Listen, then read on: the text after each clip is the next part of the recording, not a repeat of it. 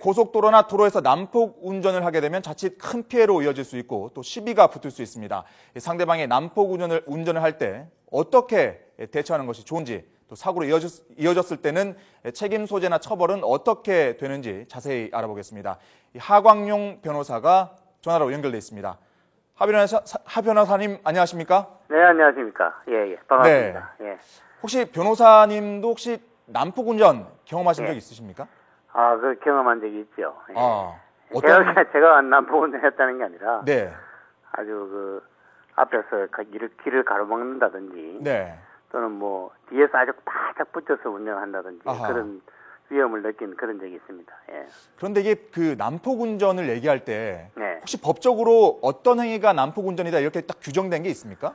법률상으로 뭐 난폭 운전을 특별히 규정해 놓은 건 없고요. 네. 예를 들어 고속도로에서의 고속도로뿐만 아니라 다른 도로에서 난폭 운전을 한다면은 어떻게 보면 고의로 위험스럽게 운전하는 것, 그러면서 다른 사람의 운전에 방해하는 것이니까 이게 소위 일반 교통 방해, 형법상의 일반 교통 방해죄가 된다 이렇게 볼 수 있고요. 네. 그래서 이게 각 유형에 따라 특별한 형벌을 규정해 놓고 있지는 않지만 어쨌든 난폭 운전 그 자체에 대해서는 일반 교통 방해죄로서 특별히 교통사고 처리 특례법이나 이와 상관없이 따로 형벌을 규정해 놓고 있고. 또 그로 인해서 사상의 결과가 나타났을 때는 엄청나게 무거운 무기징역까지 처벌할 수 있도록 이렇게 형벌을 따로 개정해 놨습니다. 예. 네. 이게 난폭 운전을 굳이 유형을 나누자면 어떻게 좀 유형을 나눠볼 수가 있을까요? 유형을 나눠보자면은 엄청난 예를 들어 과속 운전을 한다든지 또는 급수행, 급정지를 반복한다든지 또는 과속 급수행을 반복한다든지 이런 이제 속도의 어떤 차이를 가지고 난폭 운전하는 게 있고요. 또 이제 앞뒤차 거리를 무시하고 고속도로에서 전부 다 앞뒤차 거리를 안전거리를 두고 운전해야 하는데도 불구하고 앞차를 아주 위협하듯이 뒷길하는 식으로 아주 바싹 가까이 위협하면서 운전한다든지 또는 뒤차가 오는 것을 방해하기 위해서 일부러 또 천천히 간다든지 또는 지그재그 고개 운전을 한다든지 또는 차량과 차량 사이를 비집고 들어가면서 계속 부정 추월한다든지 이런 고의적으로 교통을 방해하면서 운전하는 그런 사례들이 있고요. 그다음 또 이제 일부러 또 급속 정지한다든지 또는 갓길을 계속해서 운행하는 이것도 난폭 운전이라고 봐야 되겠고. 또 한편으로 오토바이는 원래 이륜 차량은 고속도로에 진입할 수 없음에도 불구하고 오토바이가 고속도로에 진입하는 것 자체가 난폭 운전이다 이렇게 볼 수 있겠고요. 오토바이가 들어가면 또 이제 질주하고 갱음을 울린다든지 또는 경우에 집단적으로 폭주 시위를 하면서 여기에 또 자기네들이 시비를 걸거나 잘 가고 있는 자동차 운전자에 대해서 시비를 건다든지 폭행하는 그런 수도 있고요. 경우에 따라서는 고속도로에 음주 만취해서 들어가는 것 자체가 난폭 운전이라고 봐야 되겠죠.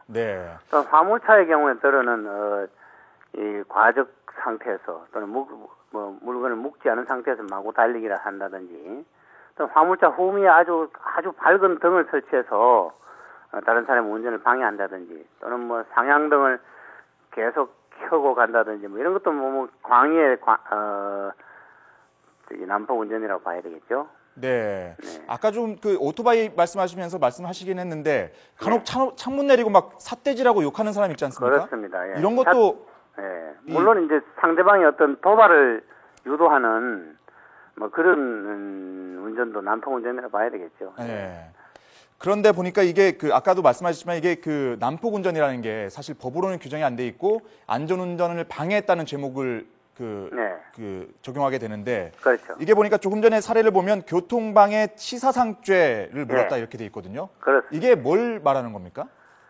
교통방해를 이런 이제 난폭 운전을 해가지고 다른 사람이 교통을 방해해가지고 단순히 사고가 안 났으면은 형법 185조에는 10년 이하의 징역 또는 1,500만 원 이하의 벌금에 처하게 되어 있는데 이로 인해서 예를 들어 사람을 상해에 이르게 한 자는 무기징역 또는 3년 이상의 징역에 이렇게 처하게 되어 있어요. 엄청난 처벌을 하고 있고요. 그래서 이제 예를 들어 사망에 이르게 하는 경우에는 아주 무거운 형을 지금 3년 6월에 처한 판결이 결코 그렇게 가벼운 처벌은 아니지만 네. 사망에 이르게 했을 때는 또는 무기 또는 5년 이상의 징역에 처하게 되어 있거든요. 아하. 이 사고도 오중 추돌이 일어나서 했으니까 뭐 결코 법원에서 너무 무거운 형을 선고했다 이렇게 얘기할 수는 없죠. 예. 네. 그리고 이 사건이 따지고 보면은 고속도로에서 느닷없이 갑자기 급 증거했을 때에 네. 뭐 몇 중 추돌로 인해서 사람이 사망하는 결과가 초래될 수 있다는 것은 되게 짐작할 수 있잖아요. 네. 그랬을 때 미필적 고의에 의한 살인이다 뭐 이렇게 얘기할 수도 있는 것입니다. 예. 누가 죽든지 난 모르겠다는 얘기 아니에요. 네. 예.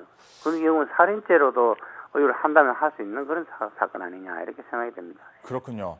그러면 이제 그 이번 법원 판결로 앞으로 좀 난폭 운전으로 인한 사고의 경우에 좀 처벌 수위가 더 올라갈 수 있다. 이런 선례가 그렇죠. 됐다 이렇게 볼 수 있을까요? 예, 뭐 더 올라갈지는 몰라도 어쨌든 더 내려가지는 않을 것 같습니다. 예. 그리고 다른 사람들은 다른 고속도로에서 빨리 고속 주행을 하다 보면은 민감해집니다. 예민해지고 네. 어떤 사소한 위험이 초래됐을 때 거기에 반응도 격하게 되고 다들 우리가 그런 경험을 하게 되는데 여기서 고의로 위험스러운 운전, 감히 다른 사람은 다들 조심해 가는데 감히 위험을 초래하는 운전하는 이런 사람에 대해서는 법원에서 좀 엄히 처벌할 필요가 있고 네. 그럼으로써 우리 일반인의 정상적으로 운전하는 사람의 안전을 도모할 필요가 있겠죠. 예. 네. 근데 이게 지금 그 부상자나 사망자가 나왔을 경우에는 이런 치사상죄가 적용이 되는데 네. 만약에 그 사고로 이어지지 않았더라도 네. 운전자가 위협을 느꼈다, 상대방이 예. 위협을 느꼈다 이런 경우에도 처벌이 가능할까요? 당연히 처벌이 가능합니다. 아.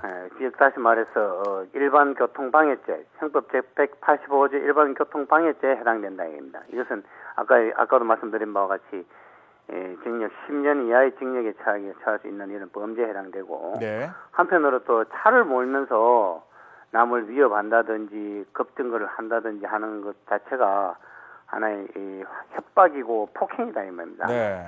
그래서 폭력행위 등 흉기를 가지고 폭력 협박한다 이렇게도 얘기할 수 있는 거다 이 말입니다. 네. 이 사건도 하면 흉기를 가지고 협박했다라고 이런 식으로 하면 같이 그러한 범죄에 해당된다라고 처벌한 걸로 알고 있는데 네. 그래서 교통방해죄 또는 뭐 이런 폭력행위 등 처벌에 관한 법률 위반이 해당되기 때문에 네. 경찰에 당연히 신고를 할 수 있고 네. 만약에 이제 우리 시민들이 이런 운전자를 발견했을 때는 자신이 예를 들어 뭐 위험에 특별히 상해를 입었다든지 교통방해를 직접 당하지 않았다 하더라도 고발할 수 있고 신고할 수 있고 그렇게 이럴 때는 경찰이 출동해서 검토를 해야 되겠죠. 예. 근데 이게 조금 전 사례 같은 경우는 그래도 블랙박스가 있으니까 이게 입증이 됐거든요. 예, 예. 근데 만약에 블랙박스가 없는 경우에는 어떻게 증명을 할 수가 있을까요? 그것이 이제 뭐 물론 그 블랙박스로 정확하게 촬영되었을 때 얼마나 정량이 좋겠습니까? 네. 그렇지만 이제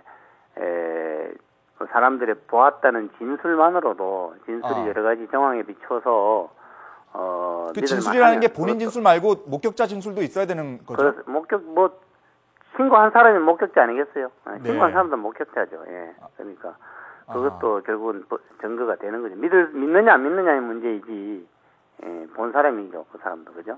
네. 예. 혹시 뭐 사고 당시 내지는 사고가 일어난 이후에 핸드폰으로 찍은 영상이나 사진도 증거가 될 수가 있나요? 당연히 그것도 증거가 됩니다. 모든 정황을 간접적으로 설명할 수 있는 것은 전부 다 네. 증거가 된다 이렇게 얘기할 수 있습니다. 예. 네. 네.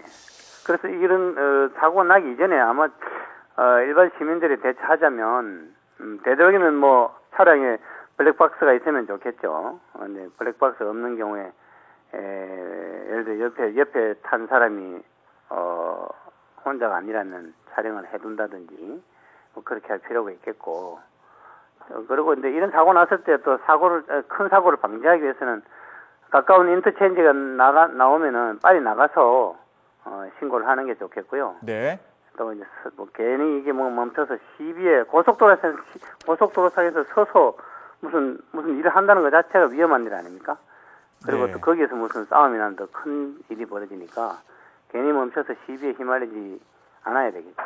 네. 그리고 또 우리 일반 시민들도 이러한 일을 당했을 때에 굳이 뭐 보복 운전한다든지 즉 다시 말해서 양보를 안 하고 뭐 이렇게 일부러 그 사람의 통행을 방해한다든지 네.